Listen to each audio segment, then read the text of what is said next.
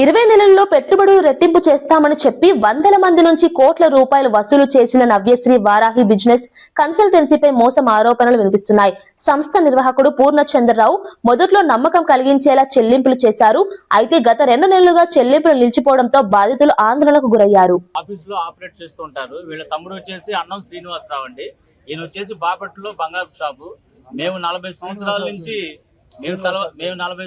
నుంచి బంగారం వ్యాపారంలో ఉన్నాము. శ్రీనివాసరావు జ్యువెలర్స్ అండి, మాది బాపట్ల సొంతూరు అని చెప్పి మా చేత అందరి చేత నమ్మించి నా ద్వారా నా సొంత డబ్బు ఒక 30 లక్షలు, నా స్నేహితుల ద్వారా ఒక 30 లక్షలు, మొత్తం 60 లక్షల రూపాయలు మార్చి 15వ తారీఖున ఇస్తానని చెప్పి మాయమాటలు చెప్పి పారిపోయాడండి.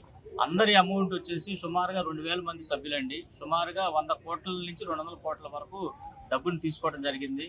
అయితే బ్యాంకు ద్వారా ట్రాన్సాక్షన్స్ కొంచెమేనండి చేసింది. ఎక్కువగా కూడా క్యాష్ ట్రాన్సాక్షన్స్ ఎక్కువ నడిచినాయండి. క్యాష్ ఇచ్చిన వాళ్ళకి క్యాషే ఇస్తాను, మీకు ఇన్కమ్ ట్యాక్స్ ప్రాబ్లం ఉండదని చెప్పి ఆశ చూపించి అన్అఫీషియల్ గా చాలా ట్రాన్సాక్షన్స్ చేశారు.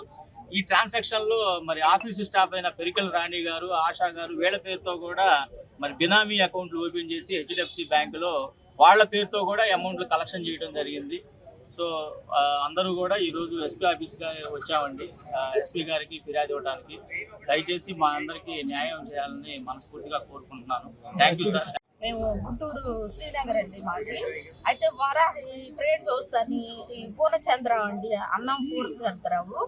ఈయన మమ్మల్ని అందరినీ మోసం చేసి వడ్డీ ఎక్కువ ఇస్తామని చెప్పి నేను 10 లక్షలు, మా వారు 23 లక్షలు జనాలతో అన్నిట్లో కట్టించి మమ్మల్ని అందరినీ మోసం చేసి ఎరేసాడండి. మేము ఇంత ఇస్తాం, అంత ఇస్తాం. ఫస్ట్ మమ్మల్ని తీసుకెళ్ళి నా రాణి అన్నామండి. ప్రతి విషయం ఆశాకి రాణికి తెలుసండి. వాళ్ళ అకౌంట్లో పడ్డాయి. ఆయన వెళ్ళిపోయేటప్పుడు కూడా రాణి వాళ్ళ ఇంట్లో సమావేశం అయ్యి మాట్లాడి ఇవన్నీ జరిగినాయండి. పక్కా స్టాఫ్ కూడా ప్లానింగ్. లక్షకి 10,000 ఇస్తానన్నాడండి. 10 రూపాయలు 20 నెలలు ఇస్తానన్నాడు. ఎలా నమ్మారంటే ఆయన చెక్కులు ఇచ్చాడు, తర్వాత ఈ ప్రామిసరీ నోట్లు ఇచ్చాడు.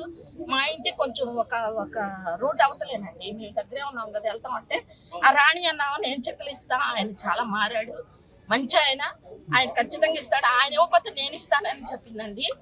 ఏం అకౌంట్లో ఆశ అన్నావా డబ్బులు లెక్క పెట్టుకోవడం, ఎవరికి ఎంత ఇచ్చేది ఏం చేసేది ఆశకు మొత్తం తెలుసండి. ఆ రాణికి తెలుసు. అందరు కలిసి ప్లాన్ చేసి స్టాఫ్ అందరు కలిసి డబ్బులు ఇప్పుడు 100 కోట్ల దాకా కలెక్షన్ అయిందండి. మేము 23 లక్షలు దాకా నష్టపోయామండి.